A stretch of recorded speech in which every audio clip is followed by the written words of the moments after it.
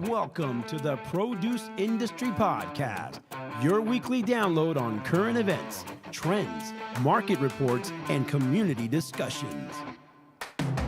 Join us each week from Tampa, Florida, as we cover all aspects of the produce supply chain industry. Ladies and gentlemen, here's your host, my boy, the voice of the produce industry, Patrick Kelly.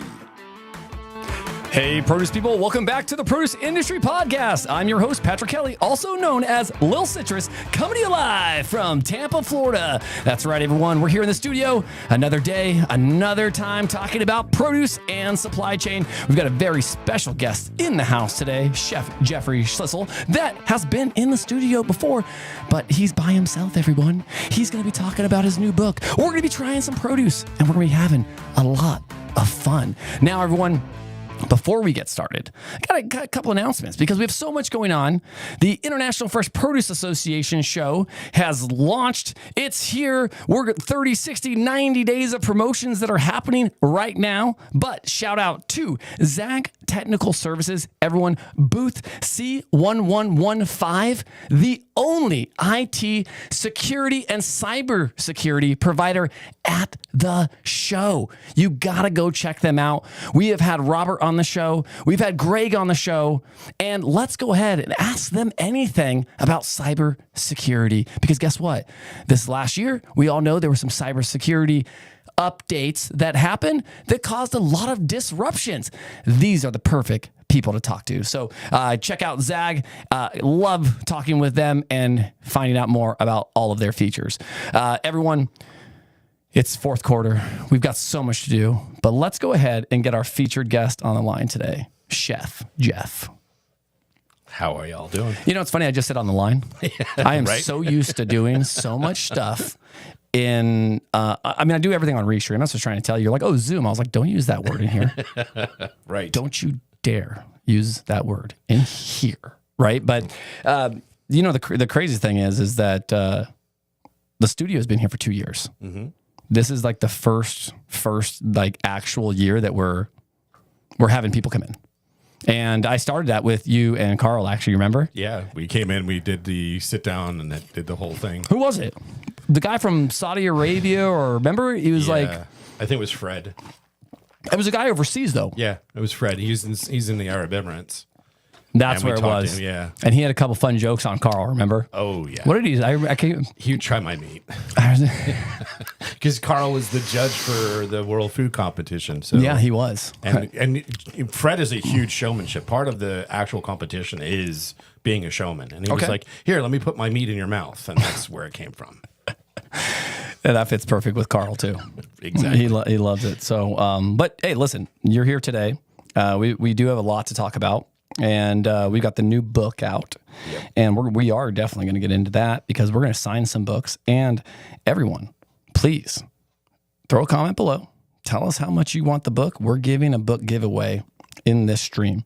So please, we want to hear from you, and we want to see what kind of journals you can come up with in your cooking experiences. So we're going to offer that out to the group, man. I think it's a great thing to do. And then also, we're also going to have you sign some books right here for the guests so they can see it as well, man. But before any of that, you and I have spent time together. Mm-hmm. Okay.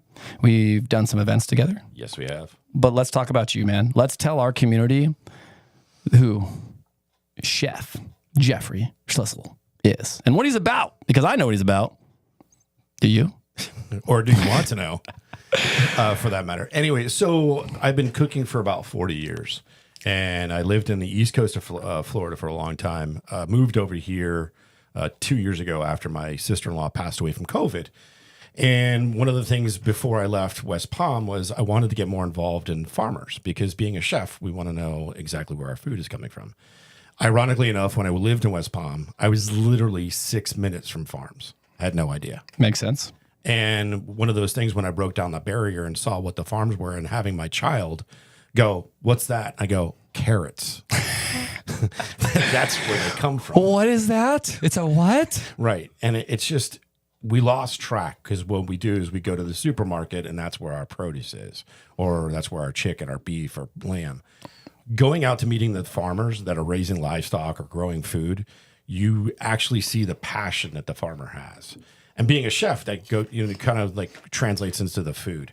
And lately, like I've been working with a couple different farmers locally, like Happy Tails Farm, which is Vicky Webster. Some of her, meats, she's like, hey, I got a goat leg. Can you smoke it for the family? And I'm like, sure. Okay. And I've never seen a whole like goat leg. I've never seen a whole. I've seen a pig be skinned. Right. I've done all that. I've fabricated a goat. Okay. I mean, All right. a cow, pig, all that deer, but not a goat. And then to see this huge thing come in, and I'm like, as I'm roasting it or smoking it, I noticed the shoulder is attached. And normally, what they do is there's different ethnic groups that use goat. Most people don't realize this, but goat is probably the widely used meat in the world. Not cow. Really? Not pig. I'm over here like Chick-fil-A, save the, eat more chicken, save the cows. They should have goats up there. Well, you would think that, because here's the thing, right? You have a population in the subcontinent of India that most of them can't eat cow. Goat is the backup or lamb. They don't eat beef over there? Right. There's a religious preference because the cow is looked at as a deity. Okay. And then you have other like pig. Then That's you have a interesting. whole nother community that can't have pig because it's not clean. Oh, yep, makes sense. So goat is the fill-in. Every single time I've ever had a goat, it's always split. And why is it that way? Nobody's really been able to answer me why we split the bones the way we do. But having the whole goat leg with the shoulder, the scapula, roasting it, and then having the taste of goat from Vicky's farm, you realize the passion that the farmer has, and you can really taste the difference. And, when you're looking at tomatoes, for instance, yes, we have to ship tomatoes differently and care for them differently because they're going in broad. But when you go to the farm or you grow them yourself and you bite into a tomato and you actually taste what a tomato tastes like, it's mind-blowing. Oh, my gosh. You actually can taste what a tomato tastes like. I say that in some of my videos. I showed you how to choose the perfect pepper. Right. A couple of my other videos, I've got tomatoes, I've got this.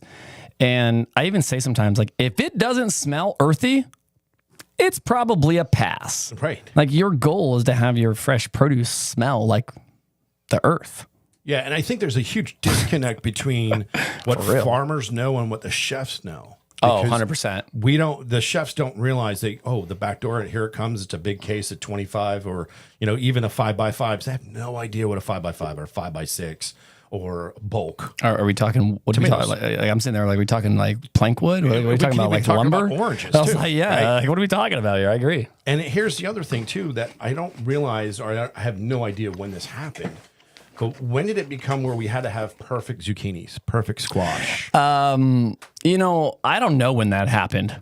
Seriously. I'm disgusted by it because we should be getting what we are getting from the field and utilizing it to the fullest. Because, a lot of people are like, and I always say this when we talk about it, during COVID, there was 2 farms in Florida, okay, DeVista and Hayton. I know Charlie and those guys over at RC Hayton. I know why they had to do it, but 1 million pounds of green beans had to be plowed back in because they couldn't get out there to, nobody was buying picking them. or buying, all the above during the COVID. And I was like, well, wait a minute. We're normally doing 40% of that all the time. Why? Because and everybody was like, well, at least it went back in the ground. What about the energy? What about the yes and no? What about the energy with the natural resources? All that had to go involved in all that produce to be grown. We're forgetting about that. Mm-hmm. And those, like in California, the drought, those are big things we always have to worry about. And as chefs, we have to embrace that. And that's where there's a big disconnect. Why are we buying, no offense to anybody who's shipping from around the world, but we should have seasonality in our menus. That I agree with. Like, why are we having cherries 100%. When they're not cherry season? We're right on the cusp of cranberry season. And I'm like, dummy me. I sent you that menu I'm doing tomorrow. Yeah. And I was like, at first, I'm going to put drunken cherries. And I'm like, wait a minute, cherries are summer fruit. And I'm thinking, for some reason in my head, I thought it's a winter fruit because cherry pie to me is more of like a Thanksgiving. Yeah. Right? Cranberries. So I go out to go get cranberries yesterday. Guess what's not in season yet? Cranberries. So what did I do? I went to dry because I didn't want to use something that was cherry or anything like that. Right, because the flavor, the difference. I mean, I agree with that, and I think at times it's a lot different, right? Because we've got some fruit here that we're going to talk about too, on two separate aspects, everyone. But we're going to wait till the second half of the show to do that. But we have some apples and some citrus that we're going to talk about. One that's perfect for food service, just for guys like you and what you need. And then the other that you put back in the store because you didn't realize where it was from. Well, now I'm going to tell you, right? You knew it was from Australia. I'm giving you everybody the hint, but it was more or less what it was like. Oh, I'm looking for local today. Correct. I'm looking for this. So, yeah, dude, it's crazy because even as we talk about some of the, okay, you're gonna love this. It's like apples, bananas, anything that can pretty much go bad in your fridge or on the countertop. Someone said to me the other day, they're like, yeah, we have so much food waste. We have this. I said, why? And they're like, well, what do you mean? Like, it happens. And I'm like, okay. I go, but I said, like someone like me, as soon as my bananas go brown, right, I bring out the banana bread mix. Mm-hmm. So we're having banana bread probably a few times, a quarter, if you think about it. Right. And then apples. And, we'll talk about apples. When my apples, the whole apples, like I'll buy Cosmic Crisp or I'll do anything like that. I will then end up actually waiting for the bad ones. When the bad ones do happen, I don't throw them away. I put them in another bag, not closed. Okay, because we don't want hunch punch from jail. Okay, like we want the jailbird juice, bro. But what I do is I keep them, and then what I do is I'll tell Renee, my wife, I'll say, hey, now it's time. Let's make some apple fritters. It's not bad. The sugars are breaking down, right? Yes, it is not ripening more, but the sugars are breaking down. Its life cycle is breaking down. Right. But you do not throw that away. Well, and it's just like when you, so for instance, tomorrow's menu, I'm paying homage to somebody who's coming in studio. He's Puerto Rican. Okay. So one of the things I was researching was like, what's a good dessert? And I didn't want to make a tres leche, so I did not the traditional, right? Yeah. And I did a pina colada, but I didn't want to do just an everyday run of the mill. He's also part Italian. So I'm doing a panna cotta, coconut panna cotta, and I'm also doing a pineapple mousse with pineapple cake or vanilla cake with pineapple dehydrated. Well, when you peel the pineapple, what are you doing? Most people just throw it away. Yep, I do. Well, if you have vodka, take those peels, okay, put it into a container and pour it and drench it, cover all of it with vodka. Put it in the back of the refrigerator for a month. Let it just steep. Really? And now you have a pineapple infused vodka. Instead of going out and paying for vodka, that's cool. There you go. It's already done. Well, it's the same thing. I talked to I think of the Cincinnati school district, and she was even saying her Jessica Shelley. She said, "You know what producers can do for a school? Buy us a water filter. Buy us those jugs you see at the Marriotts, and send us your citrus or your cucumbers, and we'll get the children to be drinking this. And then once they notice that citrus or that cucumber in there and they know that water tasted good, then they know when they see cucumbers on the menu, they want to go for it." You know, one of the things that the school district said to me, and I really think you should get hooked up with the school district. She goes, my product at my school, ready for this, is better than anything you're going to pack in your kid's lunch. She said that to me. And I was like, I'll toe to toe with you. Right? I'm like, I got strawberries, I got blueberries. She goes, oh, you just mentioned all fruit. Right. No. Where's the rest of it? Where's the rest of it? So she actually said to me, let your child come dine with us. And I was like, oh my gosh, I've never heard it that way in my entire life. All we said is, here's your lunch, boom, boom, boom. No, come dine with us. Let your child dine with us and have experimentation with food. Well, and that's the key too, right? I mean, I have an 11-year-old, so my kid's diet is chicken tenders, mac and cheese, hot, corn dogs. Standard. Right. From a chef's point of view. And even like last night, it was Taco Tuesday, and it was like, I looked at my wife, I'm like, hey, I didn't do the ground chicken tacos. I smoked pork, lechon, for tomorrow's event. So she gets home, she smells it, and she goes, can I try it? And I'm like, yeah. She ended up having 3 tacos last night. No, you can't. No, you can't try it. And here's what's even funnier. My wife, Happy Tales, looked at me and said, hey, can you fabricate my pig for me? So I'm a butcher as well. So I went and picked up the pig. It was a 60 to 80 pound pig, brought it inside. My wife's working. And she goes, what are you doing? I go, and I thought it was like little pig. And I go, I'm just going to break this down. So I started breaking it down. She stopped eating pork for over a year. Oh my gosh. This is the best. Last night, she smells the broth, the food. Okay. She tastes the broth. She goes, taste the pork. She goes, I'm back on pork. I'm back on pork. When I went to the Dominican last year, I go every year. I'm going again in November. And every year we do a pig. Right, the chimenea, which is like the coffin box. Dude, they skin it, they kill, and I was sitting there, I couldn't watch. Like, you could smell the blood. Like, and I was like, they're like, oh, are you going to be okay? I'm like, I'm eating the heck out of that later. I'm like, I just don't want to watch it. Right. Like, not that I'm like, I love pigs. I'm good. I just don't want to see their intestines. I want to eat the bacon later. Like right. You want it where it's already down and done. Which I'm okay with it happening, right? And it's funny because I can watch the animal, like the livestock being raised, but once the animal goes down, it's game on for me. Where I walk in and I got to do the deed and break down that pig or break down the cow or chicken or whatever. It something in my brain just turns off and it gets to work. Makes sense. I mean, Gary, you're a chef, right? It's same thing with me sometimes. Like I always say, like I am an actor, right? Because you have to get into a mode. Yes. Right. You have to get into a point of going, all right, everyone, are you ready for this? And yes, I'm happy all the time. I love it. Right. But we all have our own issues and family and life and life everything happens. Else, right? Yep. But I'm still going to tell you how to pick choose the perfect pepper because I'm still buying peppers every week. Right. I'm still buying cucumbers every week, right? But I mean, you're right? You get into a point where you're like, the chef mode kicks in, right? And it kicks in. Then you can be done and you're like, oh gosh, well, right? Then it goes back to the normal day-to-day life. But when that mode kicks in, you are on like 2,000%, right? Yep. And here's the other thing too. A lot of people don't realize when we lost this ability, and it was mostly the greatest generation, right? That's the generation with the Great Depression. It was more of, what are we going to do with the food? We used to have root cellars. We don't have root cellars. We don't do anything where, the food's going bad, we'll just dump it out or we're just going to give it away.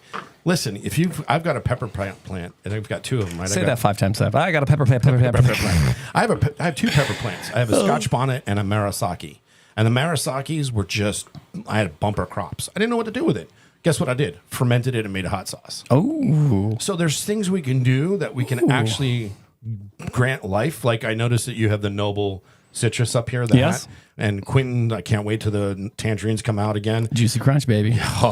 So John, our producer on the show, the podcast, the Walk and Talk, he loves the number one thing I've ever made is a bourbon vanilla tangerine marmalade.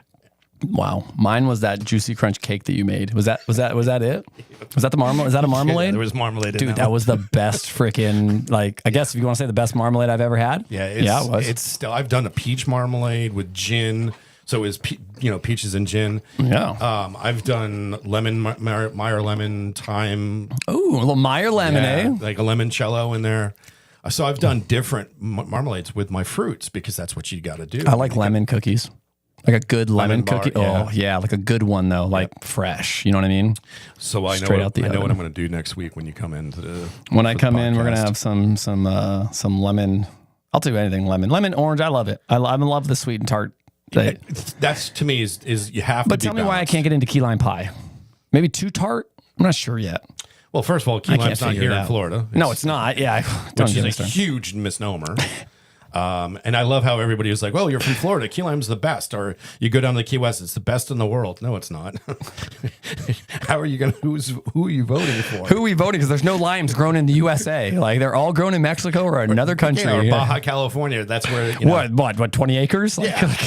And it's great. I mean, I love utilizing, key lime juice on different things because it is citrus. It's Florida. Yep. But there's so many other citruses like pomelos I could introduce when Quentin named the Starburst pomelo. Yeah. Do you remember going to the shed and being able to see some of that? Yeah. I know, man. But the pictures we did a tartine, and then I actually ended up dehydrating. I was just, when I see something new. You got into it. Yeah. I have to go, what? I'll even make it raw. You got to go almonds deep, don't you? Oh, yeah. But I have to make it raw, too, because I want to see how it's affected. right? If I'm I first agree. coming like chiote, right? The squash is kind of like the green where it's kind of rimmed like this. Nobody knew what that was. And all of a sudden Latin started coming up and they're like, oh, this is what you do with that. It's a squash. Oh my God. Winter melon. Like you go to the Indian market or the Asian markets and it's all over the place. Thai eggplants, these little I call them grenades, and they're perfect for doing like 1 bites or 2 bites on a plate. Ooh. It's like people don't realize, and I shame on the chefs that do this. You know that 5-letter word, vegan? Ooh. And we used to hear that. We'd be like, oh, fried rice, pasta primavera, or water and bread. And that's the way we looked at it. There's your vegan. Right. And to me, vegans around the world are screaming right now. Exactly. But here, to me, as a chef, to being creative, how I can take a cara cara or a Granny Smith and open it to new, different things. Like I was telling you, the pina colada cake. Mm-hmm. My wife's like, well, we can throw that little piece away. I'm like, no, I'm not going to throw the cake away. I'm dehydrating it. So the cake is going to have that crunch and more of intense flavor. Yep. And then when you hit the pineapple, I've got grilled pineapple. I've got pureed pineapple. I've got... That's what I'm talking about. So there's different layers, and I'm playing with that As it should fruit. be. Exactly. I'm showcasing what needs to be showcased. And I even did a podcast episode of 5 quick tips on using orange peel in your garden.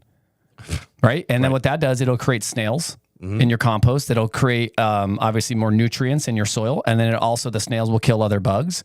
And then obviously then you can use it for potting soil. Quentin always yells at me. Quentin, you yell at me all the time for throwing your orange peels out the window. I'm just trying to create snails all around the world and lovely, great soil. I got one better for you. So if you know Asian Chinese food, orange or even Thai, orange peel, beef.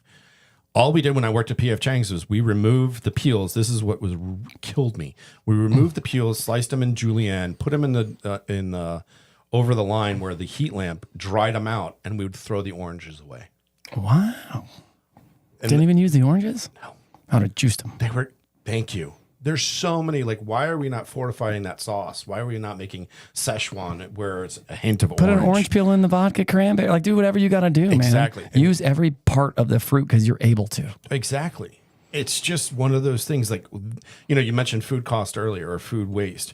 If we could take food waste and be a 98% kitchen that's food waste free, like I was, the way to do it is just get clear Cambros and put them on your counter and make sure you were, as a chef, right? When you look at that $25 case of apples that came in, I count them.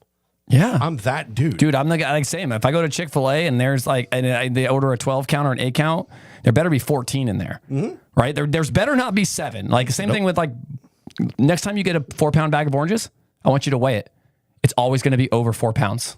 Should be. Always. Should be. Not 4.00. It's going to be like 4.12.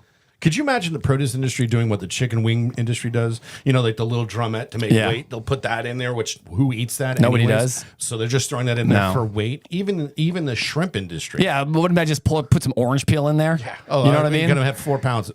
Put some orange peel in there. No. It's going to smell horrible. It'll rot, but put some orange peel in there. Yeah. Well, listen, Jeff, perfect time. We're going to take a quick break. Sure. We want to get everybody excited for lunchtime. Heck yeah, okay? Because that's what it's about. And what better way to do that than with your show, Walk and Talk. There we go. We'll be right back, everyone. I'm Carl Fiadini with Walk and Talk, the restaurant life.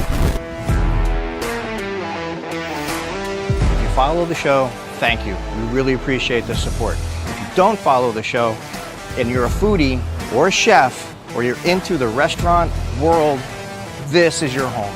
Check us out. We sincerely appreciate it.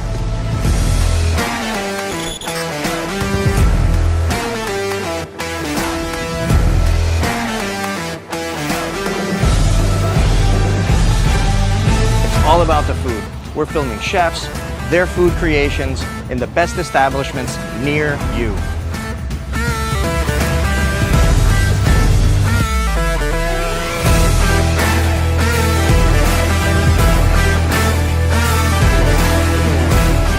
All right, so let me tell you where you can find us. We're on YouTube, we're on Newsbreak, we're all over the internet.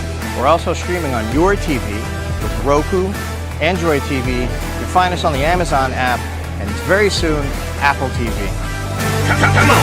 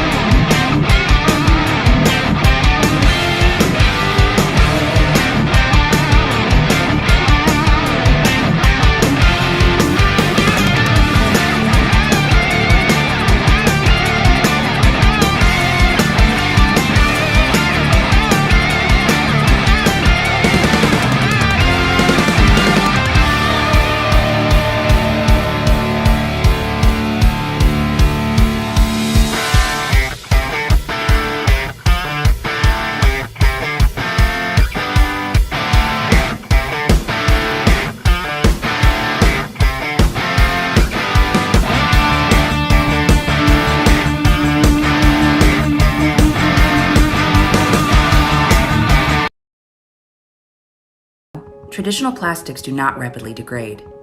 If not properly recycled, they build up in landfills, pollute our environment, and ultimately disrupt our ecosystems. As a leader in the packaging industry, Severin is excited to introduce Bioable Solutions, the newest addition to our family of high-performance packaging. Enabled with bioassimilation technology, our Bioable Solutions products are 100% recyclable and uniquely formulated to fully degrade in both marine and terrestrial environments, leaving behind no microplastic waste. Bioable Solutions by Severin is a true sustainable option for the everyday consumer that directly addresses plastic and food packaging sustainability. High-performance packaging in a responsible format.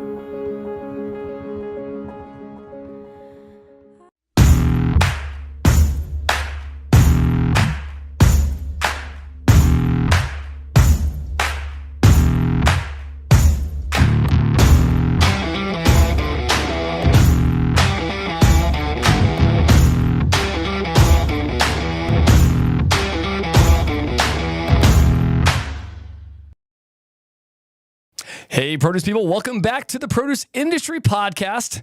Always great to hear from Dynamite sponsors creating dynamite content for the produce and supply chain industry. If you're just joining us, we have Chef Jeffrey Schlissel in the house today, and we're going to get down to it now. If you, like I said, just join us, go back, replay, learn a little bit about Jeff. Now we're going to get into eating some food and talking about his book, everyone. So let's go ahead and welcome Jeff back. Welcome back, welcome back, welcome back. I told you that. As everyone, my man's in the house. He's here, and we love him. Thank you. I appreciate that. I appreciate you. And this is what it's about. So what did I bring you? I know we've got some items over here. Yeah, I've got. I remember when we actually ended up doing the thing for Arctic. Yeah, Arctic. Not Not the thing, but the actual meal with Thomas Parker over at the Carol. These are so I haven't told you this. They have a red out now. Mm-hmm. We don't have them yet because guess why? They're not in season yet. Right. But they're going to be. Arctic apples, this is one thing I got to tell you, is, the retail game, they tried it. It's hard to get into the retail game when it's a GMO. You got to tell people, though, right? Mm-hmm. But food service, this is a different game, right? It's still told to the consumers, to the clients, but to get a GMO on the shelf space in the produce department is a lot harder than get a GMO in the grocery department, right? We're not talking an extremely bad GMO either. We're only talking about a chromosome that's been removed. Right. And you got to remember, this is over 20 years. Right. I told my wife this the other day. I was like, well, you think like they did like 3 test trials and they're like, we got it. There's no more left. Let's just go ahead and do it. This isn't a pink pineapple. It's not something that's been infused.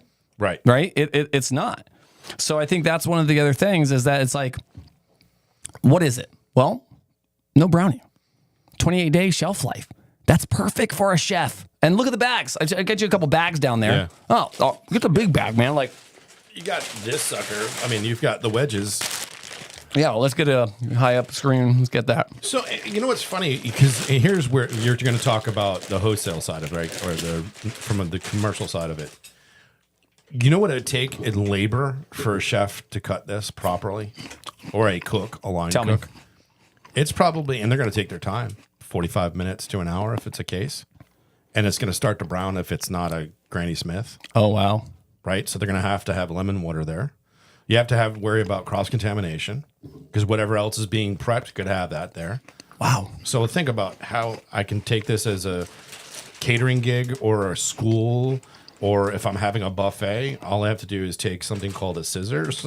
What? What is that? Cut the package open. Nobody knows what a scissor is. And pour it out. And then they also have the diced, which is, I love that too. Like, this is what we're eating here. Yeah, the diced is always on point, I think. So that's perfect for a food cup. So here's the thing. You've got a restaurant like First Watch. We had them in recently. I was going to bring that up. This is perfect for them. Oh, my gosh. Like, I don't have to worry about cutting. One of the biggest things I used to hate when I worked in the hotels is you always had to do fruit plates. Yeah. And what do you have to do? Which is good. But you got to cut the skin off. Strawberries, apples, everything. You got cantaloupe, honeydew. That'll take me 4 freaking hours. Right, and usually those are not ripe. Right? Let's be honest. Nobody wants to do that. No. No way. Who wants? No. The last thing it's funny because I had to buy the pineapple fresh, and I'm like, I don't want to peel this. I don't want to do it. It's PTSD for me. It is, man. It sends me back to those, we have 15 more cases to do. I'm like, ugh. It's true. Same thing with like packing boxes, right? It's one of those things where you're like, why? Oh my God, 5 more hours of just doing this, or this. But I think this is great. We've got the grannies in house. Today we've got I love the chunks. Like, that's just one thing that I can tell you. That I've been snacking all look, my plate, he has a mound on his plate. Yep. I've been eating the whole time when he's been talking. Yeah, and they're the crispness, they taste like an apple. It's not like it's going to be fake. It's not processed. I like that you say that. Hold on. It smells earthy. Right? Doesn't smell like a GMO. And no, and that's there are some good things about GMO because listen, if we didn't have GMO, we wouldn't have certain products. I agree with you. We would have problems with corn. We would have problems with wheat, and I understand those. Corn is a GMO, everyone. Yeah, like maize was the original corn. Right. Not the corn sweet corn we have today. No, it's hard to grow. Here's the thing: when I became a farmer advocate, one of the things I had to do myself was I had to grow my own food. And I bought Jimmy Red corn. And guess what? My first harvest was a shambles. Okay. Because I didn't know what I was doing. So, but at least I know for this year what I'm going to be doing for it. And the same thing with my cucumbers. When you know. Well, it's trial and error, right? It's being a shepherd to the land. It's being, making sure that you're dotting your I's and crossing your T's when you're doing things. That's true. It's about having the passion for what you're putting in your body. Yeah, I agree I do agree with that. I want you to check this out. So this came up, fresh apples without the hassles. Come on, check that out. Like that's one thing that they put this whole toolkit together. Jeff, and this is for you. This is from Arctic Apples. Oh, awesome. So this toolkit they put together was legitimately for the chef, for the restaurants, for the food service companies. So what to do. The world's best tasting sliced apple stay orchard fresh longer. Not because of pumped chemicals, not because of that stuff you smell when you open those apple packs, right? No way. But it's giving some good stuff in here. And this is from Arctic Apples. This is for you. And we wanted you to have this because as a chef, we want you to spread the word of love. And if you're able to spread that love and you're like, Pat, love, guess what? That's what that means.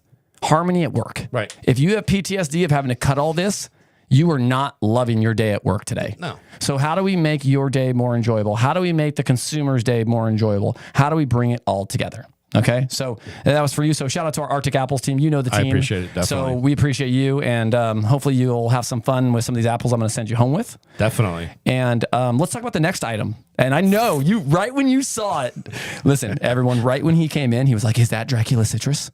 I just put that down the other day. Oh my God, Pat, blah, blah. And I was like, hey, I get it. It's Australia. It happens. But check this out. John McFadden, our boy from Australia, he probably knows about these things.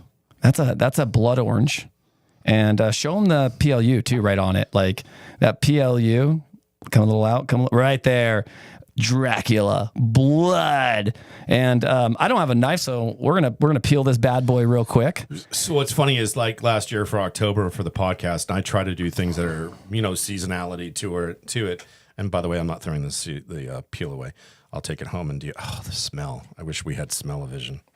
Oh, he used it. The smell-o-vision. That's like one of my favorite words. So I wanted to do something that was blood-oriented, obviously, for October, but Florida doesn't have citrus that is blood orange in that time period. So I went to go grab it. I'm like, oh, my God, it's a blood orange. And I saw where it's from Australia. Again, no offense to Australia. I'm just trying to pay more attention to where my local food's coming from. As you should. Right. And as everybody should, to be real. That's one of the things that we want to talk about too, is just everyone local food. This isn't local, but it's what's available during the time period. So, off season, right? 100% during the time period. And I experienced Dracula Citrus because I couldn't find it at first. So, but check, I mean, I'm going to crack this open just so we can see it. let's see this baby. And then, Look at that. Oh my gosh. so from a chef's perspective, if I was doing something, Pass me a piece. This They would got an be- extra piece over there for me? this would be completely Look at that dehydrated. color. I would dehydrate this. Oh, you were right. I just got the flavor right on me. Right. It's a beautiful flavor profile. It's a leaner. You got to lean into it, baby. Oh, yeah. That's a leaner right there. It's got a lot of juice. The notes are not a normal orange. It's not that puckering. No. It's very mild. A little extra, not tart, but like that bland taste to it. Right. No aftertaste? Nope. But just enough to give you the of the citrus. It's got a kiss of orange, right? That's what I would call it, like a hint of orange to it. But then it has some other flowery notes that you would normally not get from an But very orange. dark in color. Right. And then a cara. Yep. Now, what's even crazier about the cara is that it's a pink navel, everyone. And while Jeff's over there peeling it up, and he's a master peeler. I told everybody, you ever heard of like Lego movie, the Master Builder? Right. I'm a master peeler. Okay, Jeff's a master peeler as well. But the cara orange is a pink color inside, and the blood orange is a more reddish color inside. But two options that are not in season during the summer. So why not? And what a brand! And Jeff's going to show the bag after he's done peeling, but what a brand to be part of. And that's what's so cool about it, is just being part of something, right, Jeff, that you know, you didn't know that was there. You put it down, now you know. You're like, I'm picking this back up next week, right? Right. 100%. Because again, you're looking, if you're going to do a study of oranges, right, and as a dessert, then why not? Why not? Right. I completely agree with you.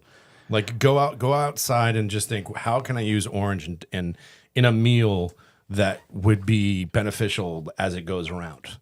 Whether it be orange, vinegar with a salad dressing, or an orange glazed beef, or I mean, I can keep on going. This, being from Florida, the citrus goes well with ceviche. So I would not throw 1 ounce of this away just because as it's leaking. Look at that. Boom. Unbelievable. You can't, even though he's called the bacon cartel, everyone, he's not all about bacon. No. He's about more I'm all about food. than that. Look at this. The pink. Breast Cancer Awareness Month right here. Great hour. Show the bag. Show the bag though. Look at this bag, everyone. And this is just the cara bag. Like, but you got Dracula's wife, I think, on there too, or Mrs. The Miss Vampire over there. Yeah, it actually does. Pretty cool though. Like that's what I'm saying. Like, look at the brand that they come out with. It's very cool. It's all marketing, right? Oh. Hey, if you know me, and if you're on my website, my favorite piece of citrus is a cara orange. One of my favorites. Yeah. Sweet, no sour, No. and a fresh taste. It tastes earthy. Am I right? Yeah, and you know what's funny? Like instantly, With a couple I apples. I go right back to when I was a kid growing up to Orange Julius, Ah, right? But to have that as a dessert, just so like bright, yes. and it kind of just, it's like an intermezzo. Be great as a sorbet Oh, 100%. or gremolade. 100%. All right, Jeff. Now let's get into the last but not least is the announcement. We kept everybody waiting. They're like, where the heck is this book he's been talking about? Yeah. And one, I want you to hand me one while you talk a little bit about the book. Oh, please. Oh, my first touch of the book, everyone. So talk a little bit about the book. As I'm looking at it, everyone, I think this is one of the main things that we want to see. The book's pretty cool. Yeah. So the cover in itself was one of those things that a friend of mine said to me, like, what's going to be the cover? And at first was like a table just filled with dirty dishes, and because it's about food addiction, it's about mental health. So it's So a hybrid true. book. It's never been done before, according to my editor. So what the book is my journey of finding out I'm addicted to food, ironically enough, as a chef. And it's part of the industry that causes it. And it's probably the same thing in the farming industry because you're always constantly working. And it's like, when am I going to have time to eat or even breathe? So it talks about that, and the back part, which is part two, which is going to be the actual recipes. Oh, I was wondering where the pictures were going to be. Yeah, that's actually John's favorite dish, one of the favorite dishes. Really? That I just popped open? Yeah, it's the fig. Fingerlings, potatoes, what is those? corn, relish. Corn? Oh my gosh. Sauteed spinach and a fig and covered fig glazed pork chop, everyone. I can't believe I just pulled up to that. I took menu items that are either from my family, and I kind of revamped them. And my friend said to me, listen, they don't really seem like a diet. And I said, hey, by the way, it's not about a diet. It's about a lifestyle change. It's about being mindful of what we're doing and have the mindset going in to change. It's not about what kind of caloric, where I'm getting my food from per se, but I also fight the big food. I'm only looking for what the farmers are going to be able to give me that's whole food, because I know that's going to be nutrient based for me. I know I want nutrient density. I don't want things that are going to be processed. And that's what this book is about. And it's amazing because we launched it August 9th. And I think within the first week, we went down to 15 on self-help. And I was number 1,000 out of 100,000 cookbooks. And I was number 22,000 out of 32.4 million books. So it was huge. Amazing. To come out the gate with that way. Yeah. That's amazing. And the goal is to share it with everybody that we love. Let's go ahead. Let's get some of these books out, everyone. We want to get some signed for you as well. That's the point, right? We want you to enjoy this. And I say that to everybody is like the whole point of our platform here, everyone, is to grow together. Well, this is how to grow together. You're going to learn how to cook. You're going to learn how to use your produce better. For the person that told me they throw so much of that waste away, these are ways that we are going to help you have more craveable dinners, have more craveable breakfasts, and enjoy what you're putting in your body. So we want you to go to Amazon, check it out, and we will, you'll get your book. But if you want, comment right now. I've got some books. We're going to start signing them, and we're going to talk while he's signing them. But if you comment right now, let us know that you want a book, and we're going to do a drawing for a few people to get one of these books. So I'm excited, and I think that you are too, man. This is your first book, and I remember my first book. I don't have a second book. It's just the first one. But I've got journals of what I want to do for the next one. And I think you said it right, like the journals of an addicted chef, right? Yeah. And at first, when I first came out with the title, it was memoirs. And a really dear friend of mine said, "You're not done. You got too much in the tank." And a memoir is when you're done doing something and you're moving on to the next thing. And I'm not done yet. And I was like, yeah. So it's a lot of times where I talk to people and I take a pause and be like, "You don't remember the name of your book?" I'm like, "No, it was called one thing." So ours was too. Yeah. Ours wasn't Millennial Boom at first. It was like War of the Worlds or War. You know what I mean? Yeah. It was like sometimes a clash of the cultures, right? So, no, I completely agree. Well, let's get you signing some of these books for our guests and everyone. That's the cool thing about this is when we're in studio, there's so much more that we can do, and I love it. We're gonna let Jeff sign some books and you get to watch him sign some books. That's what's even cooler. But let's talk about this book as we go through it. And what I love about this is the recipe of life, what it has, and how you've incorporated your philosophy, right? All the different emotions that you have with cooking, and I can't wait to get into this. Everyone, great picture of Jeff in part 1, and you start off the book with, "Well, nice to meet you." Well, it's nice to meet you too, okay? And welcome to the unconventional cookbook that goes beyond recipes and ingredients. The book is about Jeff's personal journey where he journals and intertwines with the battle of depression, addiction, but his love for food. Everybody has a story, and it's important to listen to those stories. Hence, the Produce Industry Podcast. We definitely do a lot of listening, do a lot of talking too. But what it is about is supporting our community, everyone, and that's what we want to see. So this book is not just Jeff's career. This is his life. This is his legacy. As he said, no memoirs. He's still got a lot of time left. I mean, unless he's 95 going on 30 over here. I look damn good then. I was saying. So those are the things that we were helping with here today, and you're going to get a signed copy, and you get to see all that beautiful fruit that we were peeling and eating right next to him. But everyone, this is what it's about. And Jeff, you know, what, I always say this, like what is your favorite part in all this? The message. I think, you know, being a student of communication, and I do talk about this in the book, I was 3 years old when I started talking, and it was a joke in the family that I started talking late but never shut up. I think the message being conveyed, and I have 5 forwards, and the reason why I did that is because I took a plethora of different people, a demographic, that people that have known me a very short period of time, and then one of the people that or persons that wrote the book, inside the book, I've known for 50 plus years. And for him to come out, when I first told and asked him, hey, can you do the forward for the book? He's like, I'm already started it.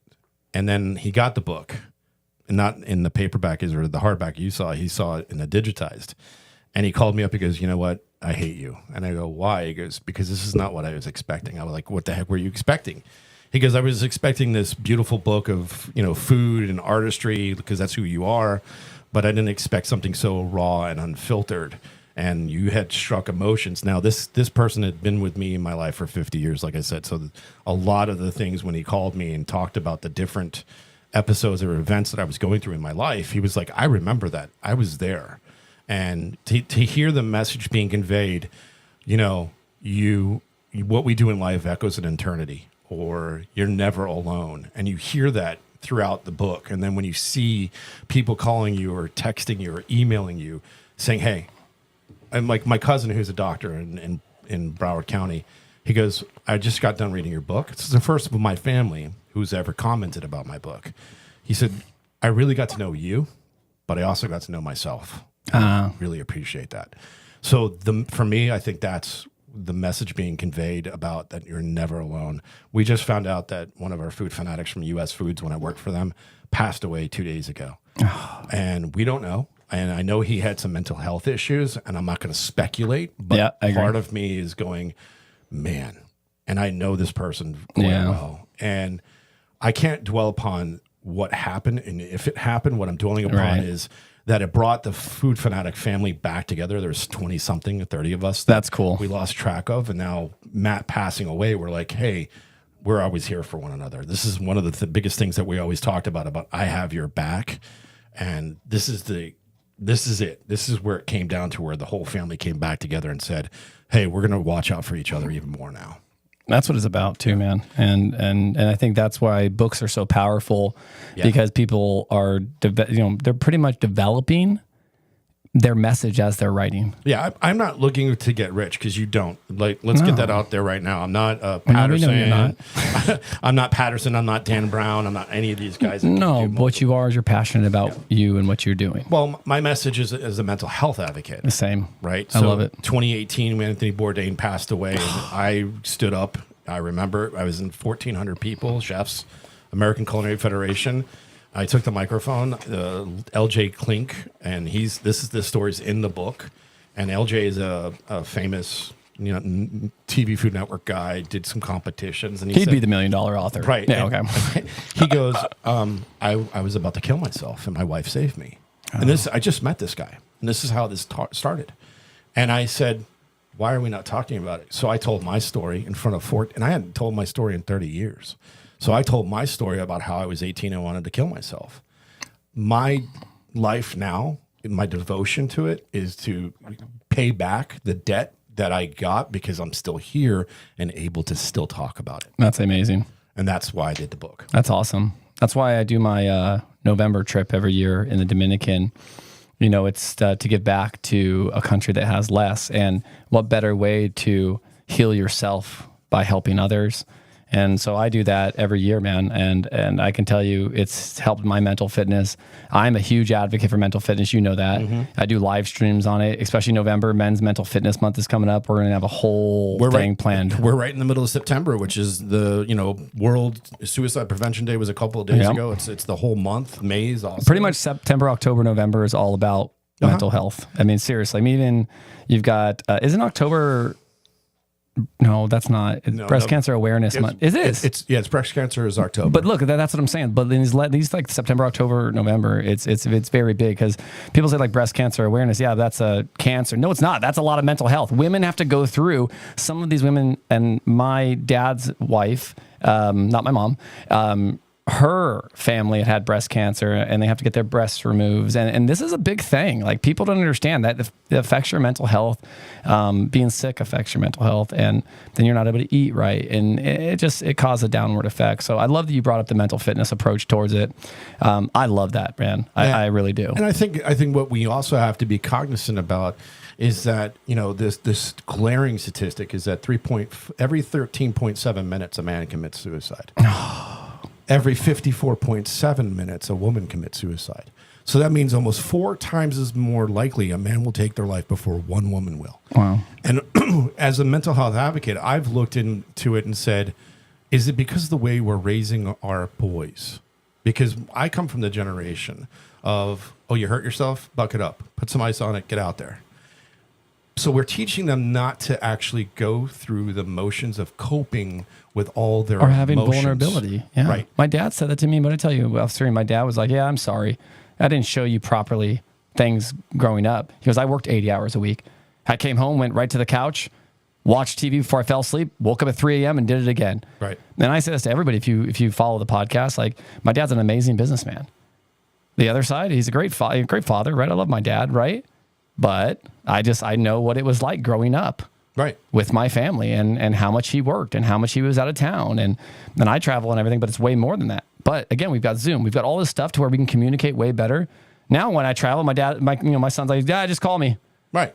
Back then you were like, all right, Dad, if you find a payphone, let us know. Well, it's not even that. I mean, it was just, it was a different time. It was a different time period. It was the dad went to work. My mom went to work too. There was a 2 household. I remember my dad got into a car accident and, give the phone to your mom. I was like, no, I'm watching TV. Hung up. Yeah, give the phone to your mom. Click. And then you didn't hang it up all the way and it's like, bam, bam, bam, bam, bam, bam, bam, bam. But, it's a different mindset of how, like with my daughter, I say to her all the time, especially being a mental health advocate, you have to be the biggest cheerleader.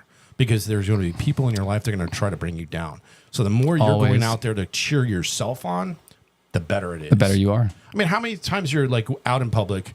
This is for me. I'll be working out and I see somebody and I love their energy and I'll go up to them and tap them on the shoulder. I'm like, I am thriving off the energy you're giving off to me. And you should see that's what Carl says every time we talk. Right, and you should see their eyes light up because you're acknowledging that they're doing something in a positive way. I talked to somebody earlier today. He goes, I was just thinking, I look at everybody at this gym and they're trying to do one thing, make themselves better. That's what a gym is about. A gym is about a journey to make yourself better. I don't care what you are, what you think you're doing it because either one, you're trying to get the negative away. You're trying to, deal with your demons, whether it's your body shaming, amorphous, whatever it is, you're trying to do what you're doing to make yourself better. You said that to me right when you walked in. How's jiu-jitsu going? I said, it's good. I'm getting my butt kicked, but it's good. But again, it's our own personal journey. I might think I'm getting my butt kicked. I leave and the guy goes, man, Pat was on point tonight. And I'm like, oh, but it's all our own personal journey, our own mental state inside of our head and things like that. So that's who's your worst critic? Me.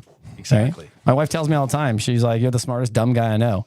She's like, you're smart on the outside. And then all of a sudden you get inside internalizing yourself at home. And then what happens? Oh, you're a piece of crap. You're this or that. Yeah, right? Hit a bad golf ball. You slice your golf ball. You stupid piece of crap. Listen, you're not Tiger Woods.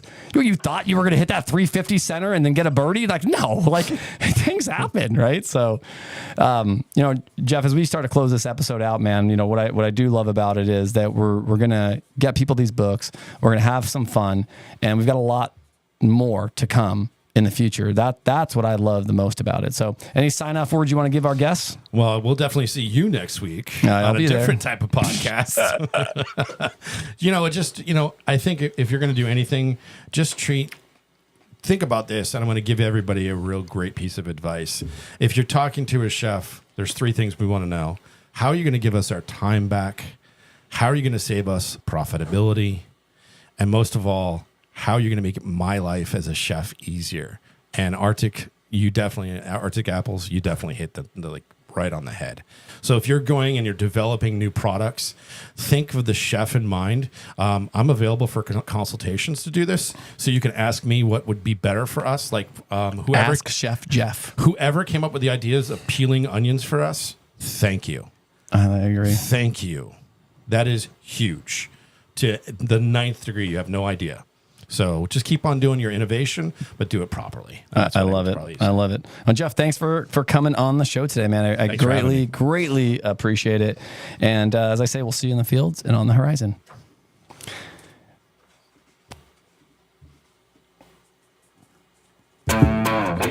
Everyone, thank you for joining the Produce Industry Podcast live here in Tampa, Florida. Super excited to have Chef Jeffrey Schlissel in the house today, signing books and talking about fresh produce incorporated in your meals every day, day in and day out. We are here to serve. We are here to give you the information and the knowledge you need to get through your day, everyone.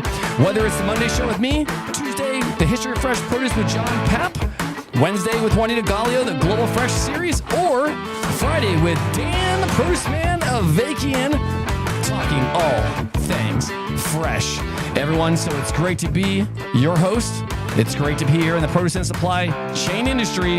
And everyone, we'll see you in the fields and on the horizon.